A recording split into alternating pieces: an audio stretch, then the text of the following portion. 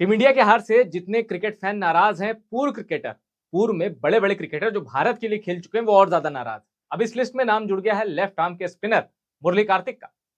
याद है ना, मुरली कार्तिक यहाँ बैंड पहनते थे, बाल नहीं थे और क्या धाकड़ स्पिन करते थे। 6 फुट की हाइट थी और बड़ा जब खेलते थे ना डोमेस्टिक में भी तो अपनी टीम को डांट डपट के रखते थे। मुरली कार्तिक इंग्लैंड के खिलाफ पहले टेस्ट में मैच में जो भारत को हार मिली उसके बाद भड़क गए। उनका सीधा सवाल है कि असली कप्तान कौन है, मुझे ये बताओ। मुरली कार्तिक ने ये बात इसलिए कही, वो कह रहे हैं कि भाई शुभमन गिल को मैंने कभी देखा ऋषभ पंत से बात करते हुए, सलाह लेते हुए, फिर लोकेश राहुल के पास चले गए, केएल राहुल के पास कि क्या करना है क्या नहीं, ऐसे बात करते हुए। कह रहे मुझे समझ में नहीं आया कि ये जो टीम गई है इंग्लैंड, इसका जो पहला टेस्ट मैच 835 रन टोटल मिला के भारत ने बनाया, उसके बाद भी हारी। एक बॉलर ने 5 विकेट लिए, उसके बाद भी भारत 5 विकेट से हारा। तो उन्हें समझ नहीं आया मुरली कार्तिक को कि भारत की कप्तानी कौन कर रहा था। मुरली कार्तिक इसको लेकर कंफ्यूज हो गए। मुरली कार्तिक के समर्थन में भी कई लोग आ गए कि हाँ ये बात सही है। अब मेरा मानना कुछ अलग है। पहले मैं आपको ये बता देता हूं कि मुरली कार्तिक ने क्या कुछ कहा है पहले टेस्ट में भारत की हार के बाद। मुरली कार्तिक ने कहा कि some time KL Rahul was suggesting things, Rishabh Pant was suggesting things, Shubman Gill was doing it too, who is the actual appointed captain? I could not understand these signals being made. There is one captain I understand that if a senior player sees someone out of the place once or twice, they make suggestion, but it keeps happening again and again, which is not a good sign. We can look for excuses, but the problem is that India scored 835 runs. One bowler picked up 5 wickets, and despite that, India lost the game by 5 wickets. I felt as if there were too many captains. I could not understand that. मुरली कार्तिक ने ये बातें जो कही हैं NDTV से बातचीत के दौरान कही हैं।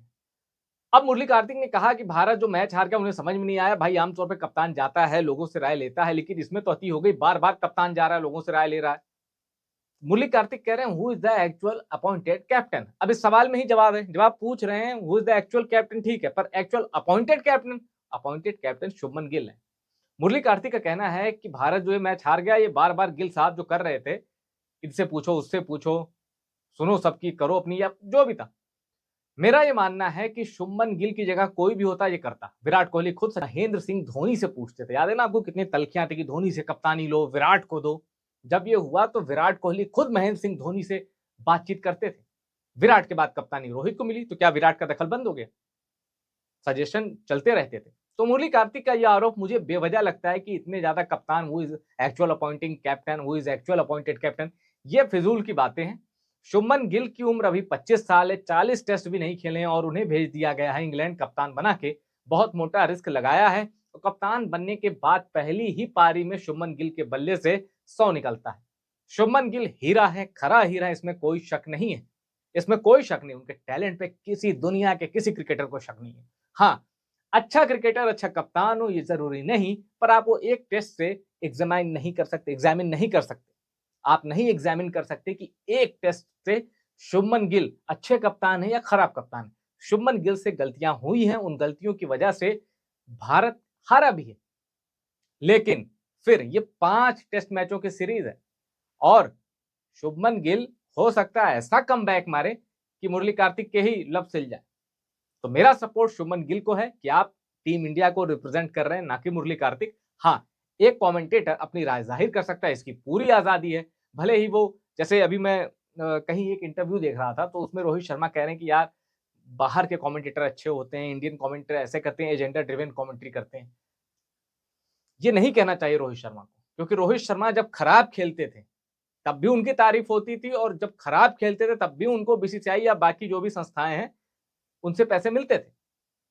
तो इस तरह की कमेंट, मैं ये बात इसलिए कह रहा हूं कि मुझे मुरली कार्तिक की बात नहीं पसंद आई, पर इस क्या मतलब मुरली कार्तिक को बात कहने का हक नहीं है? बिल्कुल है, आगे भी कहें, हो सकता है इससे कठोर बात कहें। हो सकता है कि आप लोगों को मुरली कार्तिक की बात ज्यादा पसंद आए।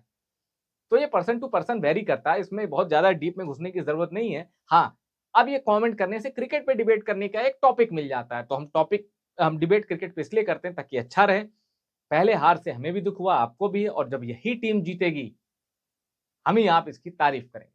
आप मुझसे सहमत हैं कि गिल को और मौके मिलने चाहिए, गिल को अभी जज नहीं करना चाहिए एज ए कैप्टन, या फिर मुरली कार्तिक से? अपनी राय कमेंट करके बताइएगा और चैनल को जरूर सब्सक्राइब करिएगा।